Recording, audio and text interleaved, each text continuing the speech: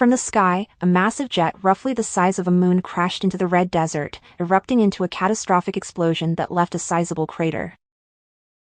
3 radiant auras bolted from the explosion, leaving behind streaks of light in the sky.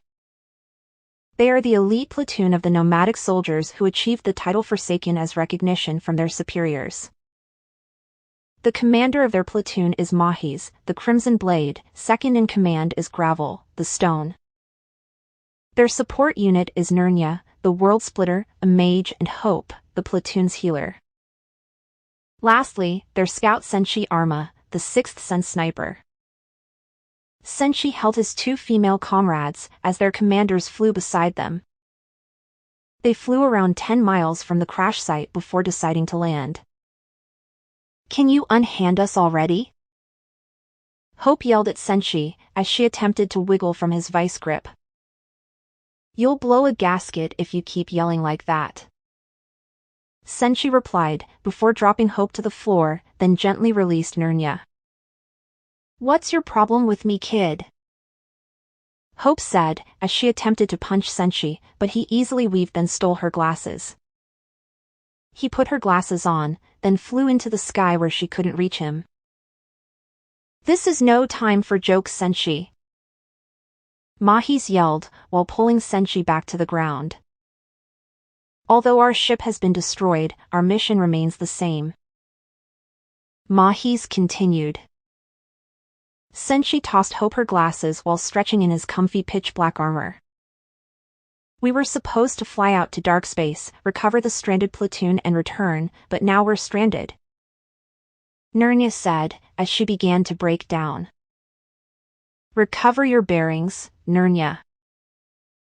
If you don't, we're all as good as dead," Mahis commanded. "Hope, do you know what caused the crash?" "I sensed an unusual surge of Kai strike the ship, but it was too swift for my detection," Gravel said, while staking his greatsword in the sand.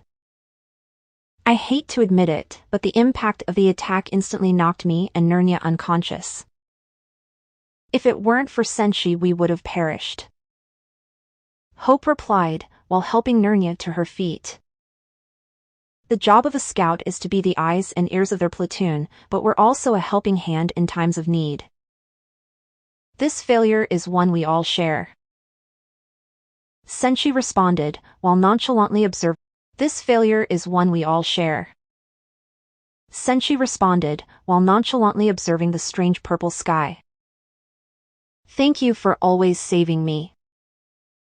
I'll treat you to something nice when we get home," Nirnya said, but before she could finish her words, he immediately jumped on her back with a gleeful grin. "I'll hold you to it then, sis." Nirnya couldn't help but smile.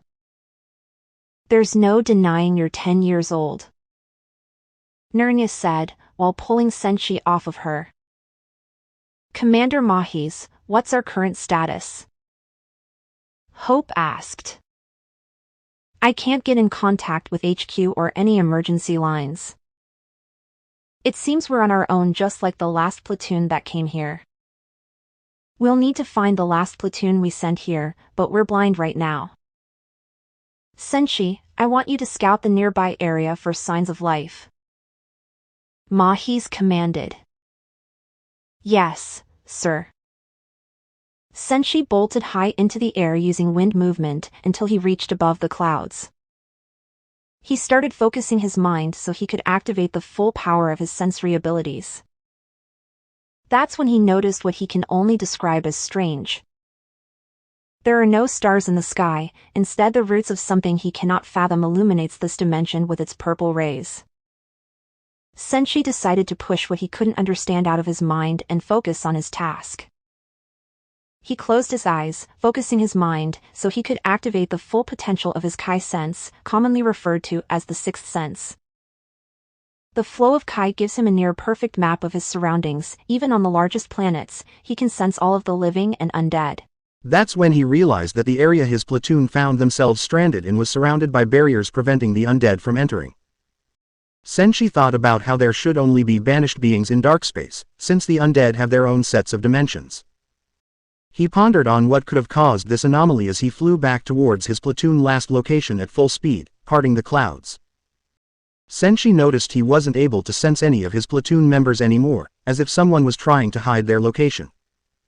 When he arrived at their last location, he witnessed a sight that he will never forget. Hope held the signature greatsword wielded by Gravel, as she stabbed him in the chest. Nurnia laid a few meters away bleeding profusely clinging to life, but their commander Maez was nowhere to be found. Senshi's mind started racing as he reached for his blade, but before he could intervene, Hope finished off Gravel then dashed towards Senshi. Senshi attempted to unsheath his katana, Godbreaker, but Hope managed to stab him in the chest before he could react. I can tell by the look on your face that you're confused, just like the rest of these fools were. Hope taunted while pulling the greatsword from Senshi's chest. Senshi's eyes widened with disbelief when Hope released her concealment magic and showed her true appearance. Her golden hair turned black while her eyes changed into an emerald color that mirrored Senshi's. Mother. Senshi murmured as streams of tears fell from his eyes. He reached his hands out to his mother, only for her to slice both of them off. I am not your mother, yet you still call me that. Well, it doesn't matter. My lord needs his katana back and I won't fail him again. Hope said as she grabbed the Godbreaker katana off his hip, then tossed him like a ragdoll, before teleporting using black flames. Senshi cried in the sand as he thought about the promises they once made as a platoon. Swearing loyalty to each other, promising to stay with each other through the toughest of times. But, this is a low that Senshi had never foreseen. He mustered all of his remaining strength to crawl over to where Nurnia laid. With each movement, his chest wound became more severe, as his vision started to blur. His pitch-black armor was drenched with blood from the constant bleeding, but he clenched his teeth and continued crawling until he reached Nurnia. Although she was barely breathing, she was still alive, her once vibrant purple eyes dilating. Senshi clenched his teeth as he swore to himself that he wouldn't allow her to die here. He gently placed his trembling bloody gauntlet on Nurnia's face as he transferred the remainder of his QHI and life energy to her. The instant Senshi finished the transfer, he dropped dead next to Nurnia. Senshi awakened in an expansive void beyond his comprehension, where he couldn't sense anything beyond himself. To meet your end at the age of 10, it would seem karma truly loves no one, but to think even the children aren't safe from her wrath, what a pity. Echoed the void as a man with the head of a jackal emerged from the darkness, towering over Senshi. My name is Anubis, I'm of the Elder Gods. I've been keeping an eye on you since you were born, but now that you've reached the end of your road, the time to fulfill our accord has come. Anubis said as he transformed the entire void into the underworld and began walking along a path. Accord. Senshi replied as he followed Anubis. Eons ago, two elder gods named Osiris and Isis would have their first child named Bobby. A baboon with pitch-black fur and emerald eyes, he was born with a katana in place of his right hand which he would name Miswak. He was a god of the underworld who devoured the souls of impure beings. The gods bestowed him the title of the Primal Emperor, in recognition of his dominance and authority over all beasts. He's a bloodthirsty god who was said to stand by the lake of fire, but one year, something changed. What could have changed about such an asshole? Anubis stared at Senshi with a bewildered look for a moment before continuing his story. Bobby journeyed to the paradoxical mountaintops seeking enlightenment from the cosmics. Initially, the cosmics would turn him away, but Bobby waited for centuries without moving until they agreed to train him. After many years of training, he was able to harness the power that allowed the cosmics to create universes, but that power proved insufficient for his goal.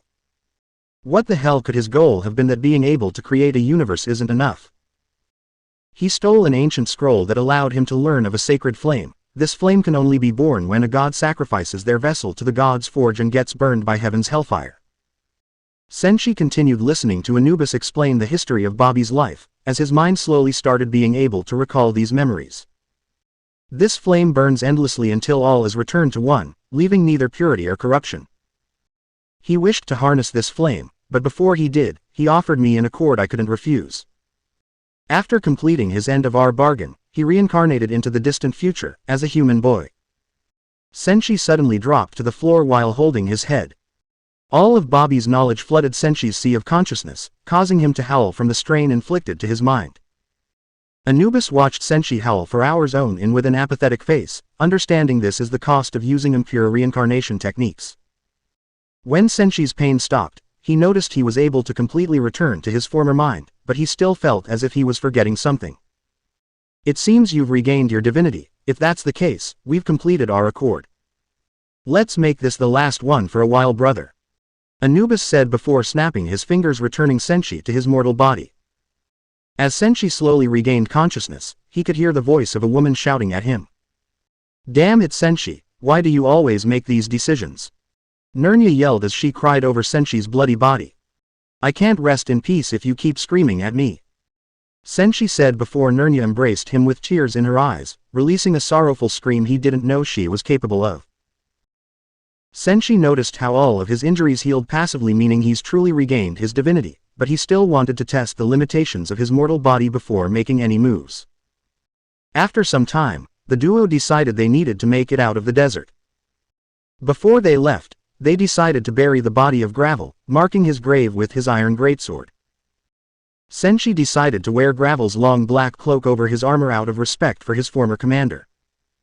As the two of them journeyed to civilization, they slayed countless building-sized sand serpents and other men-eating monsters on the way. After 2 weeks, they reached a bustling royal capital surrounded by various enchanting lands bathed in blue rays of light from those routes Senshi saw earlier. I've never seen anything like this before, what do you recommend?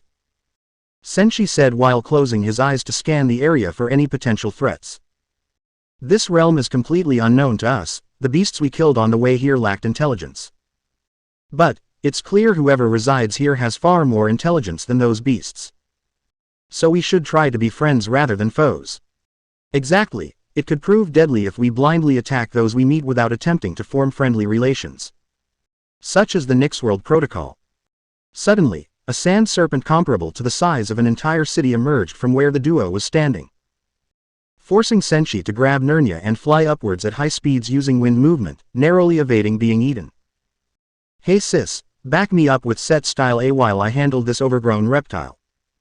Senshi yelled while diving directly towards the head of the serpent. Everyone within the capital began panicking as they watched the serpent appear, until they noticed Senshi and Nernia. Senshi continued diving towards the serpent, transforming his left arm into his katana, as Nernia prepared her sniper named Demeter. The moment the serpent attempted to strike Senshi, it was shot in its left eye by purple lightning.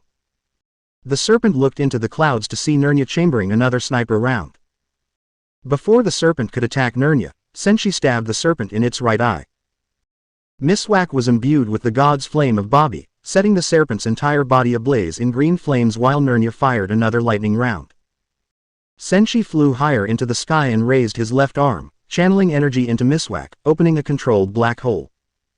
The black hole consumed the serpent near instantaneously, leaving Nernia and the onlookers confused about what they just witnessed. Senshi teleported next to Nernia as he transformed Miswak back into his left arm. What happened to you? Nothing happened to me, I simply learned the truth of my past. At least, most of it. You've always possessed great swordsmanship, but you've never shown any proficiency in magic beyond the wind element. That's true, but only because I was sealing memories from myself. Why would you do something like that? It's because. Before Senshi could finish answering Nernia questions, a barrier was activated causing both of them to fall to the ground. Senshi landed on his feet and caught Nernia before they were surrounded by countless royal knights wearing purple armor. Suddenly a massive black dragon with Nim-Or skin landed in front of them. They've got us completely surrounded, should I clear a path? Didn't I just tell you earlier to not do that? Oh, right. Nernia looked up at the dragon and cleared her throat before speaking in the dragon language known as Dav. We come in peace, great Skylord, we simply wish to find a few of our Nixworld comrades who've crossed over into your realm. Seems all the language classes paid off. Senshi said while snickering. Would you shut up already? The dragon suddenly transformed into the appearance of a human woman with black hair wearing a black kimono. I'm Twinthrax, mother of 6 skies. You claim you're here to find your comrades, but what do you intend to do with them? Bring them home, isn't that obvious?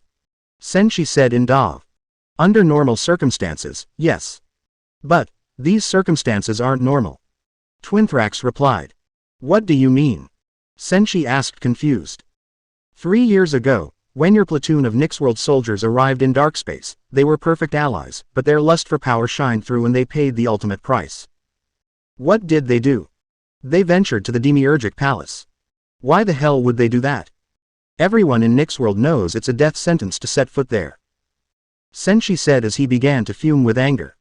They're all fucking idiots. Goddammit, after we confirm her story we'll give our report to HQ. Nirnya said while putting her sniper on her back next to her scar and greatsword. All of the troops began to leave while snickering as Nirnya and Senshi ventured to the Demiurgic Palace to confirm Twinthrak's story.